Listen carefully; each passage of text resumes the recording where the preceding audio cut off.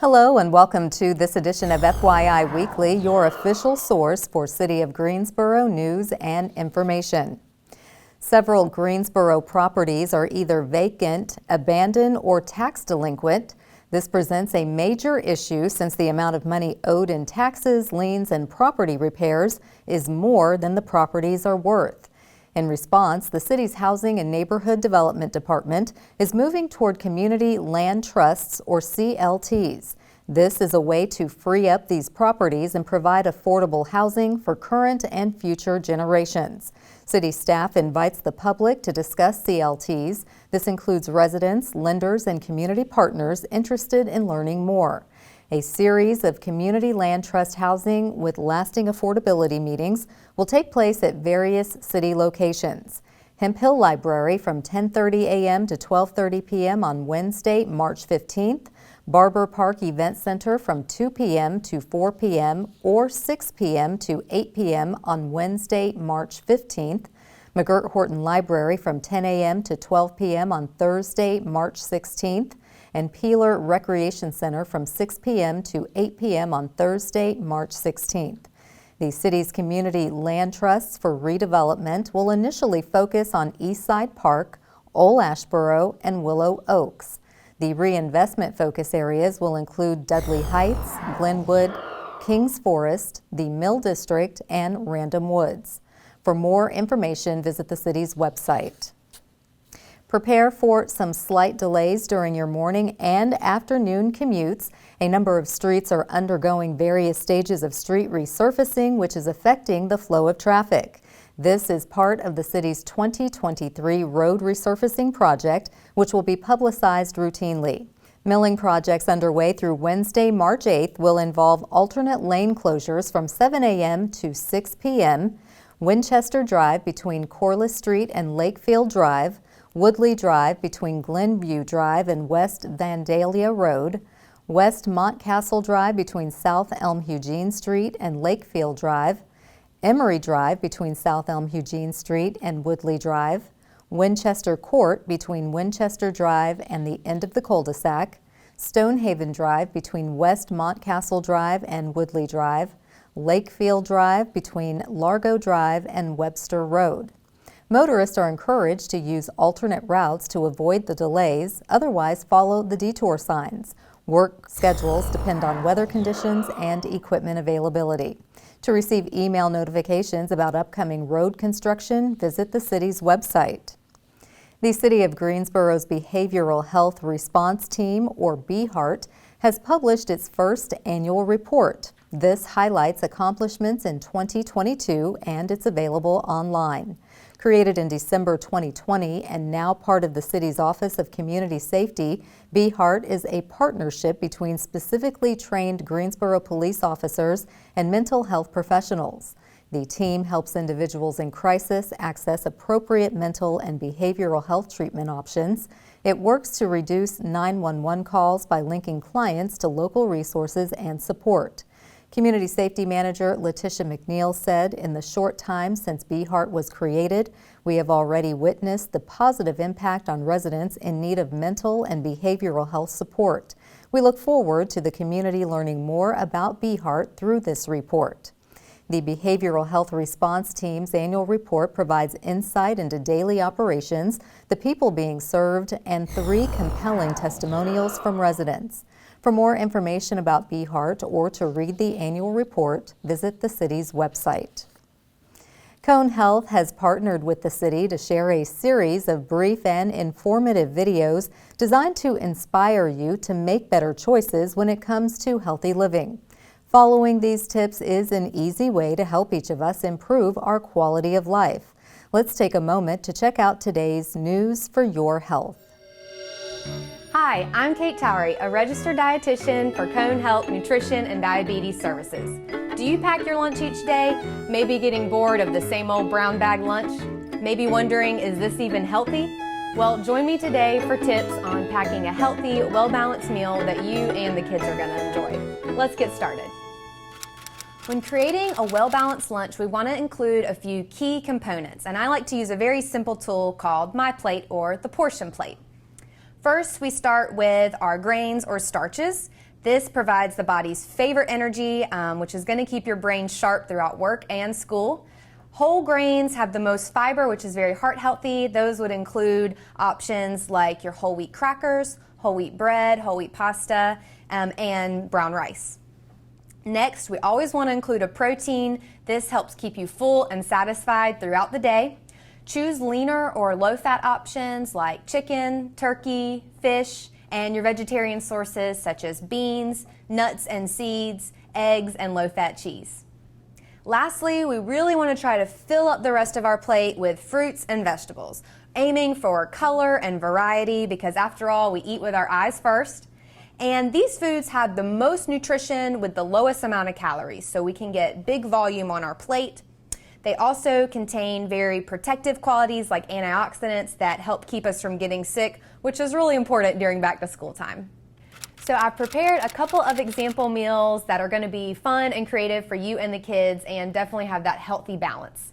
So the first one is a new take on the traditional deli sandwich. These are tortilla roll-ups. They're very simple to make. I used whole wheat tortilla as our grain, lots of good fiber there. Spread it with some low-fat herb cream cheese and turkey slices for our protein. Also added a little bit of spinach. You could include some red peppers or pimentos for additional color. Fun little bite-sized sandwiches. We've then paired that with some carrots and grapes, so different textures here, get that color on the plate. And lastly, some unsalted pretzels, which I'm going to pair with a natural peanut butter for additional protein and heart-healthy fats. Next up is one of my favorite things to do is cooking ahead a little bit on the weekend. Really goes a long way for a busy week. My preference, fix the protein. Today I've created a salmon salad similar to what you would make for a tuna salad, chicken salad. You could even do an egg salad, and this would be a great protein dish to use throughout the week in a variety of ways, like on a sandwich or in a wrap or with crackers. Today I've chosen to top the salad on a bed of greens. So the salmon salad, very simple. I use canned salmon, a little bit of low-fat mayonnaise. You could also use plain Greek yogurt. I did put some sliced almonds in there for crunch as well as the relish, lemon juice to cut the fishy taste, and lots of ground pepper. I've chosen spinach, but any kind of lettuce would work, romaine, iceberg, spring leaf. And we're just going to top the salmon salad onto our bed of greens. I've also packed some tomatoes and red onions for color, so we'll put those on top, as well as balsamic vinaigrette for the dressing. Light Italian or some oil and vinegar would be another healthy choice. And some crackers for our grains and a little bit of crunch. I've also packed these shelf-stable fruit cups. Fruit cups are a great way to get your fruit serving in. However, I recommend choosing the ones in water or 100% juice. The syrups have a lot of added sugar, and fruits are naturally sweet, so we don't need to add any more sugar to them. Lastly, whenever I get a little bored with my lunch options, I try to think back to something I really was excited about as a kid. And for me, that was Lunchables. So today I've created a healthier version of a Lunchable. Instead of pepperoni, we've got turkey kielbasa, a lot lower in fat. Still watch the sodium there. A couple ounces of some cheese. You could also do a spreadable cheese or a low-fat cheese if you're watching your heart health. And some whole grain crackers, whole wheat, or these are actually quinoa and millet. I've paired that with broccoli and cauliflower for our vegetables and a delicious dipping sauce of hummus. This is going to give a good punch of protein to keep you full, as well as fiber from those chickpeas. And our fruit, we've got some sliced green apples. If you are really into these dipping sauces like I was as a kid, the single serve ones are great, but if you want to go a little more financially and environmentally friendly, you can buy in bulk and just invest in some of these small containers.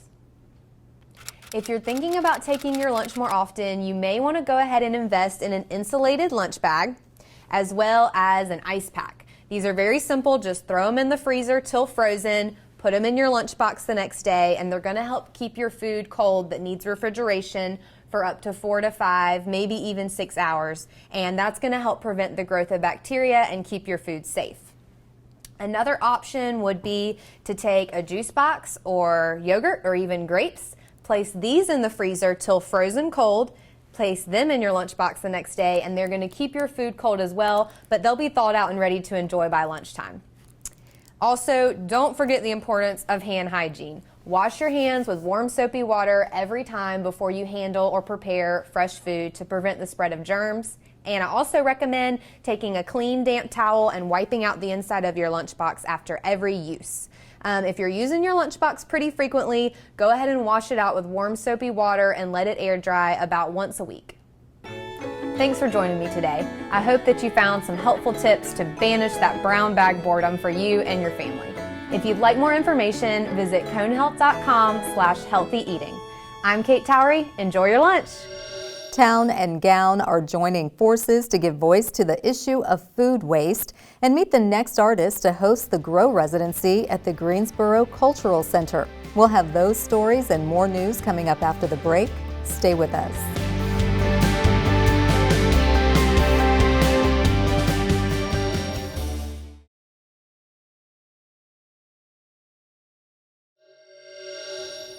Welcome back to FYI Weekly.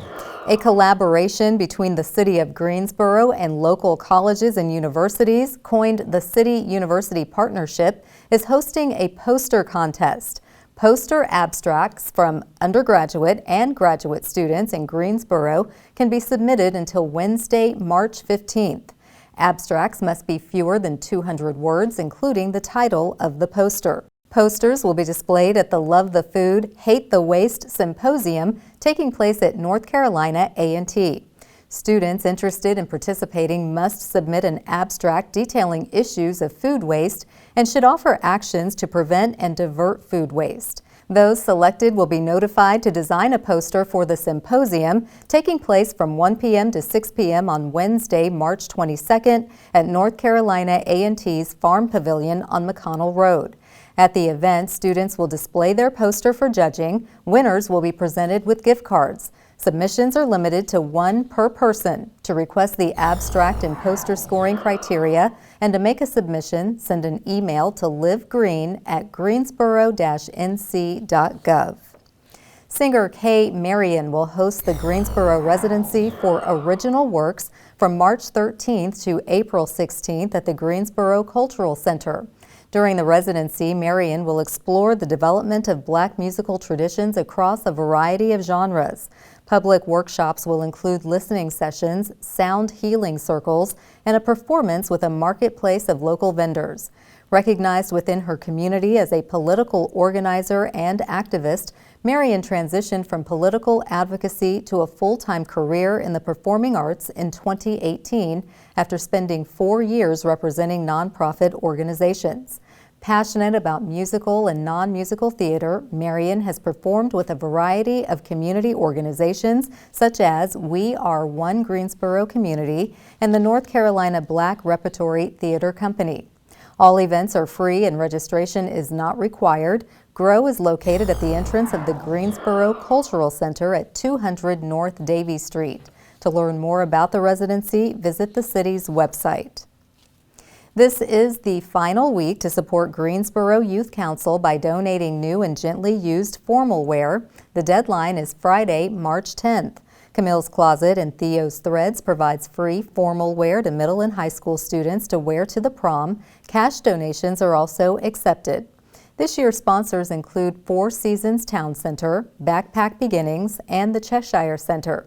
Program coordinator Jasiah Stevenson said, "This is our first year back after the pandemic, and we need the community's help to replenish our racks with prom dresses, suits, and accessories. Please join us in making it possible for every teen to have a positive prom experience." Donated items must have been purchased in the past 5 years and be in gently used condition, including all accents such as beading, lace, buckles, and snaps. There's a need for plus-size dresses and gowns and big and tall-size dress shirts and slacks. All accessories are welcome. Camille's Closet and Theo's Threads pop-up shop will be open March 29th through March 31st at Four Seasons Town Center. For more information and to view the list of donation locations, visit the city's website. March is the month set aside to reflect on the contributions women have made in the nation's history. Coming up after the break, the director of the History Museum will give us an overview of Women's History Month events in Greensboro. Stay with us.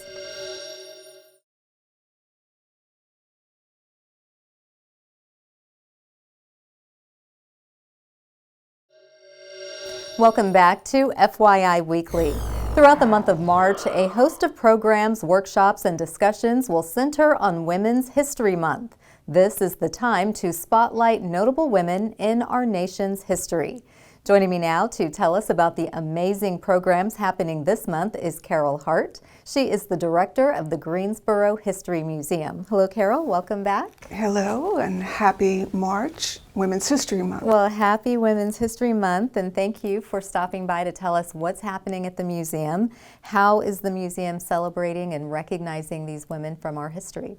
So, of course, all year long we have women's history stories and programs you can do, but March we really ramp things up a little bit.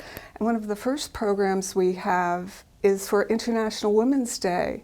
For over 50 years in the world, we've been celebrating International Women's Day, and on that day, March 6th, we have a webinar, and we're going to be talking about the history of nursing and some of the real important women locally who participated in that. Oh, I'd love to hear it. So who are some of these women? So we have a variety of women, again, some local women and some statewide women as well, and they'll be interviewed. Some historians will be interviewed while we're online. But the major event that we have is coming up on March 11th, and it's our annual Lifted Voices Women program. And for that, we have this year at least 7 women from the past who are going to be portrayed by actors in costumes and talking to our visitors as if they were in the room with them. And this is a really popular event. It's a Saturday from 12 to 2, and you'll really have an opportunity to ask questions and learn a little bit more. Women like Penelope Barker, who in 1774 was the first documented protest leader of a women's movement against British tea in North Carolina. So the Tea Party. The Tea Party. So again, that's a pretty important thing that the first recorded women's political movement started in North Carolina. Wow. We also have someone portraying Mary Mendenhall Hobbs, who was a Quaker educator and helped bring the State Women's College to Greensboro in the 1890s. We have Dr. Willa Player we're going to be sharing with the public. She was a civil rights activist, the nation's first black president of a college or university. She was president of Bennett College. And Dr. Josephine Boyd Bradley, who way back in 1957, alone walked into what was then the Greensboro High School as the first African American student in that school. And her bravery and her later accomplishments are quite interesting. So there are a number of other women as well, and we're really excited to be able to present this program again. Okay, well, we don't want to miss that on March 11th. So you have another program, Your Voices of a City. So Voices of a City is our permanent exhibit, and that's up open all the time. And just want to remind people, in addition to the stories we tell, there are the artifacts or the objects that we've preserved. And if you come, you can see, for example, Dolly Madison's shoes and paintings and different personal things that belonged to her that are quite special. We have a really interesting installation of a living room that was created in 1958 by a women's student at the Women's College, now UNCG, and they were in an architectural design program, and they actually designed a home and furnished it, and you really get the feel for that sort of 1960s, very mustardy green colors, penny loafers on the floor, but that's a fun thing to see. Another thing that I really like, that visitors like as well, there's a beautiful white little girl's dress with a lot of pin tucks and very carefully crafted. We don't know the name of the woman who did this dress. This was probably in the 1850s. Wow. And she was an enslaved woman.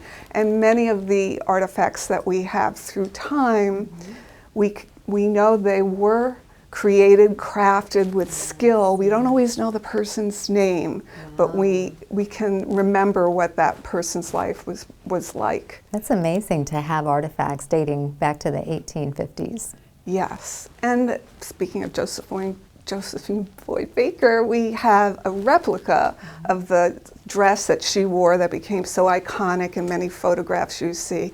Again, a very typical late 50s dress. So you can, sometimes you see the real thing, sometimes a replica because it's too precious to put in the light. But there are just a variety of artifacts to come see. Another thing I really like is there's a beauty salon chair from the 1930s that was part of the Mako Beauty College. That was an African-American college for beauticians that Sadie Mack London had, that lasted for many years in Greensboro as well. Oh, wow. Greensboro is so rich in history, and I'm sure these are things that you're sharing that people have not heard about or maybe thought they knew, and now they can learn much more. So other than what you just shared with us, we have other compelling stories about women and their right to vote. Yes. Is the exhibit going to cover any of that? Yes, so currently we have a great exhibit we just opened last April called NC Democracy, 11 Elections, and we focus on 11 elections important in the state history. One of those, the election of 1920, which is the first one where women are allowed to vote. It is the first election in our state where a woman is actually elected to office. Wow. So again, if you come to that exhibit, you can see some of the clothing that the women of the time wore, the suffragists who fought so hard for the right to vote. It wasn't an easy task at all.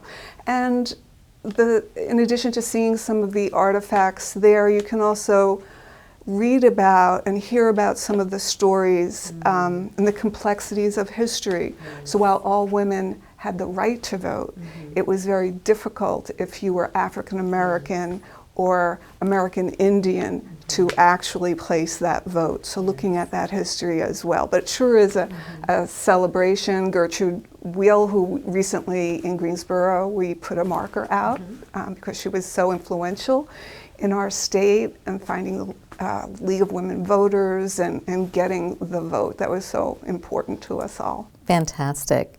Well, is there anything else you want to let us know that's happening at the museum? Yeah, I'm really excited about an April event, but I'm hoping people will put it on their calendars. On Thursday, April 6th, speaking of democracy, we're having a Gerrymander Madness evening, all sorts of fun activities.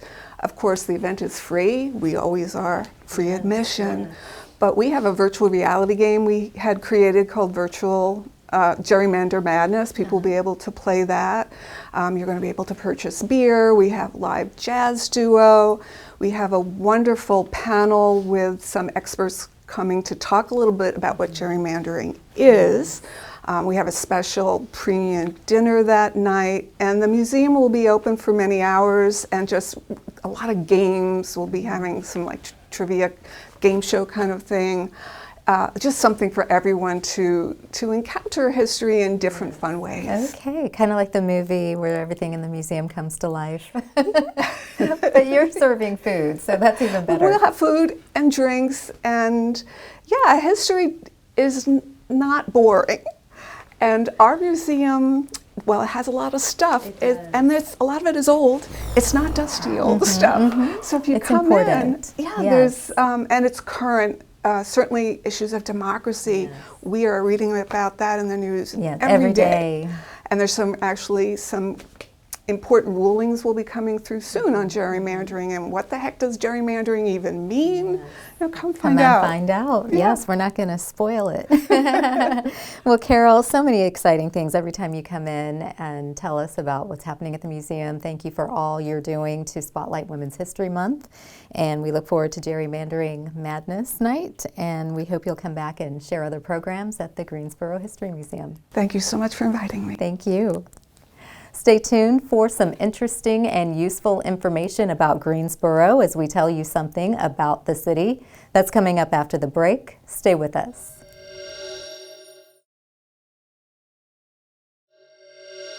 Welcome back to FYI Weekly. One way to stay informed about decisions that impact you and our city is by attending or tuning in to City Council meetings at 5:30 p.m. on the first and third Tuesday of the month. The fourth Tuesday is reserved for a meeting as needed. The City Council has resumed meeting in the Katie Dorset Council Chamber on Level 2 of the Melvin Municipal Office Building located at 300 West Washington Street. The public is allowed in person, but only in a limited capacity. Those who choose not to be in the building can participate virtually. The Greensboro City Council meetings are broadcast right here on GTN. The meetings are also streamed live on the city's website and on Roku. To review the council meeting schedule and agendas, please visit the city's website.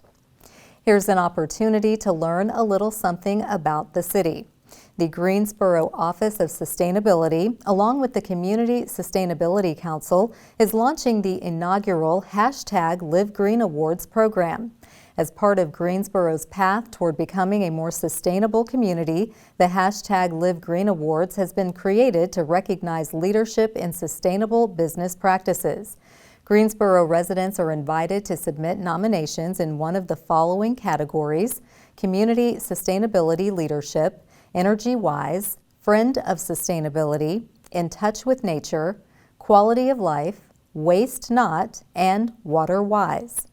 The winner in each category will be presented an award and recognized at the Earth Day event on Saturday, April 22nd, taking place at the Greensboro Farmers Curb Market. Nominations must be submitted online by March 22nd and include supporting documentation. Nominations without supporting documentation will not be considered. For more information, contact the Office of Sustainability and Resilience at 336-373-2860. Coming up after the break, we'll showcase our department spotlight, but first, prepare to mark your calendars for the places to go and things to do on the town. I'm Dave, and here are some of the special events happening this weekend on the town. The annual Battle of Guilford Courthouse reenactment is March 11th and 12th at Country Park.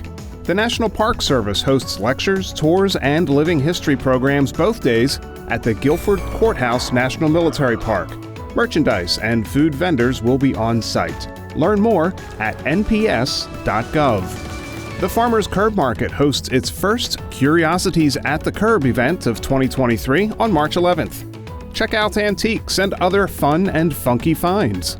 The display is free from noon to 3, but if you come at 11, your $2 early bird admission buys a gift basket raffle ticket. Visit gsofarmersmarket.org for details. Celebrate Women's History Month March 11th at the Greensboro History Museum with a Lifted Voices program. This living history event presents the successes and struggles of Greensboro women as told by costumed interpreters in the museum galleries. This is a free and family-friendly program. The Greenhill Center for North Carolina Art opens its Collaboration in Craft exhibit March 11th with a free reception at 6 p.m. See art by masters of contemporary craft media from across the state who worked with other state artists to create works in clay, wood, metals, and fiber. The exhibit runs through June 24th.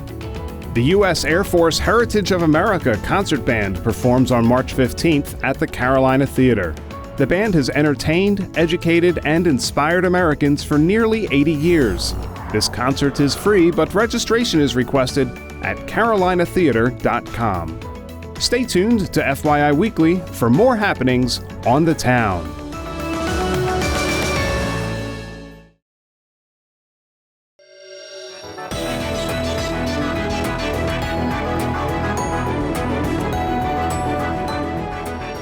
Welcome back. The City of Greensboro has more than 20 departments and several divisions committed to serving you, our residents and visitors. Let's go behind the scenes in our department spotlight. Now is the time to submit a job application if you have a teenager who wants to work for Greensboro Parks and Recreation. More than 100 part-time summer jobs are available. The city is in need of camp counselors, camp directors, park attendants, counselors, program assistants, and various swimming pool positions. Parks and Recreation Director Phil Fleischman said a part-time job at Greensboro Parks and Recreation is a great introduction to the recreation, aquatics, and childcare professions. Applicants with a wide range of experiences and backgrounds are encouraged to apply. Pay starts at $15.50 an hour for up to 40 hours a week from June to August. Lifeguards are in high demand. Those applicants must be at least 15 years old. New employees will receive all appropriate lifeguard and safety training. For more information about the city's summer job openings and pay rates, visit the job board on the city's website.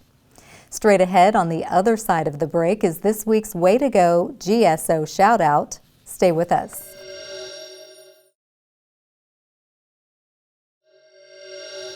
As we draw to a close, we always want to end on a positive note with our Way to Go GSO shout out. This week's shout out goes to Guilford Works. The Workforce Development Board partnered with NC Works to host the Next Gen Youth Summit. This was a resource and hiring event for teens and young adults. The Youth Summit featured motivational speaker Solomon McCauley. The Kappa Lambda chapter of Alpha Phi Alpha Incorporated from North Carolina A&T State University shared tips on successful entrepreneurship. Attendees engaged with several local employers and the chance to win valuable prizes. Way to go, Guilford Works. That concludes this edition of FYI Weekly, but you can easily stay connected to the latest city news by linking to us on Facebook, Twitter, YouTube, and Instagram. Alexa users can subscribe to our 5-minute flash briefings, which airs on 90.1 FM and 100.7 FM. Be sure to download both weekly podcasts, Talk City Greensboro and Connect GSO, plus GTN is streaming on Roku. For all of us here at the City of Greensboro, thanks for watching, and we'll see you next time.